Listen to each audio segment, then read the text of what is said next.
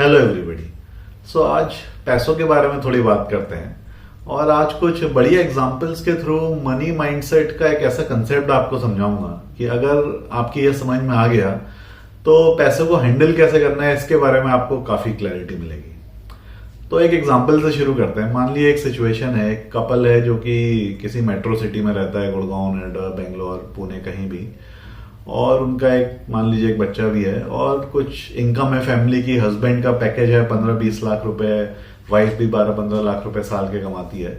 और मान लीजिए एक साल उन्होंने जो अपनी सेविंग्स करी कुछ टाइम पे, तो एक साल या 1.5 साल में उनके 10-12 लाख रुपए सेव हो गए। उस साल कुछ प्रमोशन हुआ था मान लीजिए हस्बैंड का, या वाइफ को ग्रेड अच्छा आया था, जो भी है, साल के एंड में उनके 10 लाख रुपए 12 लाख रुपए एक्स्ट्रा सेव हो गए। अब उनके पास मान लीजिए 4 ऑप्शन है उसको खर्च करने के। पहला ऑप्शन है कि वो कहीं अच्छे से इन्वेस्ट करें, कहीं इक्विटीज में, शेयर्स में, रियल एस्टेट में, म्यूचुअल फंड में, कहीं भी उसको इन्वेस्ट करें। सेकंड ऑप्शन है कि उसको एफडी में डाल दें या किसी गवर्नमेंट स्कीम में डाल दें जहां उनको फिक्स रिटर्न मिले। या फिर थर्ड ऑप्शन है कि वो अपने घर की जो किचन है उसको रेनोवेट करें या घर का पूरे इंटीरियर को रेनोवेट करें और सारे घर के इंटीरियर, पर्दे से लेकर हर चीज को रेनोवेट करें या किचन को पूरा रेनोवेट करें। और फोर्थ ऑप्शन है कि वो किसी फॉरेन ट्रिप पे चले जाएं बच्चे को लेके, 2-3 हफ्ते के लिए पूरा यूरो ट्रिप करके आ जाएं। तो अगर आप नॉर्मली किसी कपल को देखेंगे इस सिचुएशन में, तो मोस्ट ऑफ द चांसेस है कि वो 1 या 2 ऑप्शन को लेगा based on their investment philosophy, और हो सकता है कुछ जगह 3 भी ले लें, बट 4 रेयरली कोई लेगा। बट अगर इसी सिचुएशन को थोड़ा सा चेंज कर रहे हैं और सेकंड सिचुएशन पे आते हैं कि इसी कपल का 12 लाख की लॉटरी लग जाए, या फिर कोई मामा जी, फूफा जी, बुआ जी कहीं से कुछ गिफ्ट कर दें 12 लाख रुपए, या वसीयत में अपनी 12 लाख रुपए उनके नाम पे लिख जाए लास्ट में, तो क्या सिचुएशन होगी? तो आप देखेंगे कि काफी सारे लोग हो सकता है कि फोर्थ ऑप्शन की तरफ जाएं, जो कि है वर्ल्ड ट्रिप पे चले जाना। तो यहां पे आप देखिए कि जो सोर्स ऑफ द मनी है ना, उसके हिसाब से उसको कैसे खर्च करना है, उसके अगेंस्ट जो हमारी फिलॉसफी है वो चेंज हो जाती है। तो अगर आपको लगता है कि ये आपकी मेहनत से कमा हुआ पैसा है, तो आप उसको सहेज के खर्च करेंगे, सोच समझ के इन्वेस्ट करेंगे। बट अगर कोई ऐसा पैसा है जो आपको बिना मेहनत के मिल जाए या फ्री में मिल जाए, तो आपको लगेगा हाँ चलो इसको उड़ा देते हैं, कोई फर्क नहीं पड़ता। बट एक्चुअली अगर आप लाइफ में देखेंगे, मनी इज मनी, तो वो किसी भी सोर्स से आपके पास आया हो, उसको खर्च करते वक्त आपको उसे मनी की तरह ही सोचना है। ऐसा नहीं कि ये पैसा कहीं से आ गया तो इसको ऐसे ही उड़ा देते हैं।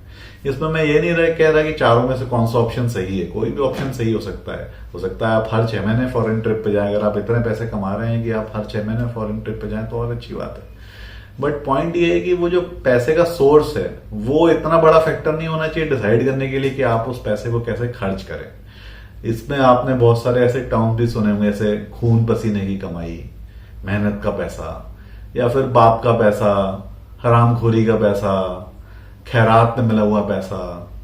तो ये जो अलग अलग पैसों की हम डेफिनेशन कर देते हैं ना कि ये पैसे हमारे पास कहां से आए, उसके बेस पे हम उसको स्पेंड भी लूजली अलग अलग तरीके से करते हैं। बट आप ये जानिए कि आपको पैसा कैसे भी मिला हो, अगर इनहेरिटेंस में मिला है, किस्मत से मिला है, तो वो कहीं ना कहीं आपको मिला है। आप उसको इतनी आसानी से लूज मत करिए और पैसे को पैसे की तरह ही देखिए। इसी तरीके से अगर हम समझें, एक और भी चीज होती है कि इनहेरिटेंस का जो पैसा होता है ना, वो भी लोग जो है उतने आसानी से ज्यादा अच्छे से यूटिलाइज नहीं कर पाते। अगर आप देखेंगे कि जो जितने भी स्पेकुलेटिव इन्वेस्टमेंट्स होते हैं ना, कि जैसे कमर्शियल में कुछ ऐसी जगह खरीद लेना, या फिर कुछ नए टाइप के बिटकॉइन या इस टाइप के जो ये होते हैं नए कॉइन्स आए हुए हैं, इन्वेस्ट करना, तो बहुत सारा ऐसा पैसा होता है जो मान लीजिए दिल्ली में किसी की पुरानी कोठी बिकी और जितने उसके बेटे थे सबको कुछ कुछ पैसा मिला, बेटों के बेटे थे जो जिसकी डेथ हुई होगी, मान लीजिए जिसकी कोठी थी, उसके कुछ पोते होंगे, किसी हर पोते को मान लीजिए 20-20 लाख रुपए या 50-50 लाख रुपए मिल गए। अगर वो 5-10 करोड़ की कोठी बिकी, तो वो जो 20-50 लाख रुपए मिलते हैं ना पोतों को, वो बहुत सारे लोग जो है इसी टाइप के इन्वेस्टमेंट्स में लगाते हैं कि कुछ फर्जी से बिटकॉइन खरीद लिए, या कुछ ऐसा बेकार सा कमर्शियल खरीद लिया, या कुछ कहानियां सुन के ऐसे स्पेकुलेटिव इन्वेस्टमेंट कर दी, एफएनओ की ट्रेडिंग कर ली, लॉटरी खरीद ली। तो इनहेरिटेंस का पैसा भी ना लोग इसी तरीके से लूज कर देते हैं, क्योंकि उनको लगता है कि यार ये तो आसानी से आया हुआ पैसा है, चलो इसके कुछ मजे उड़ाए हैं। लेकिन जब तक आप लक्ष्मी जी की पूरी तरीके से सेम तरीके से इज्जत नहीं करेंगे ना, और ढंग से उसको खर्च नहीं करेंगे अपने हिसाब से, हर तरीके के पैसे को एक तरीके से, आप ज्यादा लाइफ में ग्रो नहीं कर पाएंगे।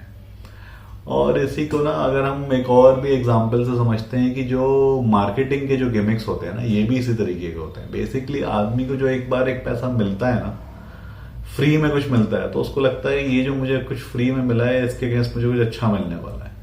तो बहुत सारी मार्केटिंग में क्या होता है कि ये क्रेडिट कार्ड आप ले लो, इसी बात के आपको 500 रुपए मिल जाएंगे कि बस क्रेडिट कार्ड ले लो। ये अलग बात है कि आप 500 रुपए मिलेंगे क्रेडिट कार्ड के साथ, बाद में उस क्रेडिट कार्ड को आप यूज करोगे तो आपके 5,000 रुपए चले जाए हो सकता है उसका इंटरेस्ट देने में। ऐसे ही एयरलाइन कंपनीज कहती हैं कि एक बार आप टिकट बुक कर लो, आपको 500 रुपए कैशबैक मिलेगा। ये सब भी इसी टाइप का गेम है कि पहले आपको कुछ पैसे दिए जाएं और उसके बाद आपसे पैसे लिए जाएं। तो एक बार आपको पैसे कुछ मिलते हैं ना, तो आपको लगता है कि हाँ ये मुझे फायदा हो रहा है, जबकि हो सकता है अल्टीमेटली वो आपको कुछ फायदा हो ना रहा हो। और जैसे कि घर बेचते वक्त पहले गोल्ड कॉइन दे दिया, कुछ गाड़ी जो है इनाम में निकाल दी, ये सारे उसी तरीके के इफेक्ट हैं। तो इन सारे इफेक्ट्स को आपको ध्यान में रखना है। और इस चीज को बोलते हैं हाउस मनी इफेक्ट। ये जो मैंने पूरा समझाया है ना, ये कंसेप्ट है हाउस मनी इफेक्ट, जो कि मार्केटिंग में भी यूज होता है। कि पहले अगर आपको कुछ दे दिया है पैसा, तो उसके बाद उस पर रिस्क लेना आपको बड़ा आसान लगता है। जैसे मान लीजिए कोई टीवी गेम है, कौन बनेगा करोड़पति टाइप का, आप कुछ एक लेवल तक उसमें पहुंच के 10 लाख रुपए आपने जीत लिया। उसके बाद जब अगला सवाल आपसे पूछेंगे, अगला सवाल आपने सही दे दिया तो आपको मिलेंगे 20 लाख, बट गलत दे दिया तो उस 10 लाख के हो सकता है आपके 0 हो जाए। तो भी आदमी सोचेगा कि यार 20 लाख हो सकते हैं, चलो जवाब देके ट्राई किया जाए, 10 लाख रुपए भी तो मैंने केबीसी से ही कमाए हैं। बट अगर इसका उल्टा हो कि आपको कुछ रुपए ना दिए जाए और आपसे बोला जाए अगर गेम में जाके पार्ट लें, अगर आप जीत गए तो आपको जो है एक्स्ट्रा 10 लाख रुपए मिलेंगे, और अगर हार गए तो आपको 5 लाख रुपए देने होंगे, तो बहुत सारे लोग ऐसे गेम में नहीं जाएंगे, क्योंकि वो आपको लगेगा 5 लाख रुपए मेरी जेब से जा रहे हैं। बट अगर आपने जस्ट पहले उसी गेम में वो 5 लाख 10 लाख रुपए कमाए हैं, तो आप अगले स्टेप में चले जाएंगे, भले ही अगले स्टेप में वो 10 लाख आपके 0 भी हो सकता है।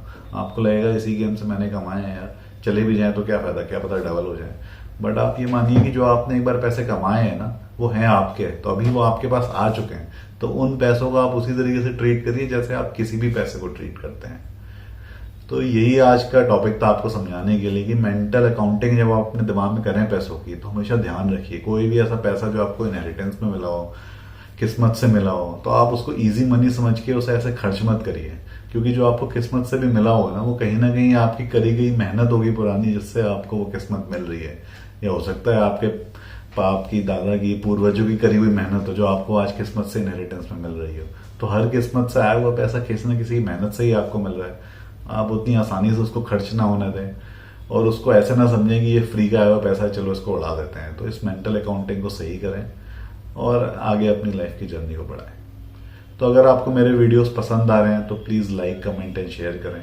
और मेरा मकसद यही है इन वीडियोस के थ्रू कि आपका जो भी मनी को लेके, इन्वेस्टमेंट को लेके, लाइफ को लेके जो भी आउटलुक है उसमें क्लैरिटी आए, आप बेटर डिसीजंस ले सकें और ज़्यादा लाइफ में ग्रो कर सकें। तो thank you very much, keep watching.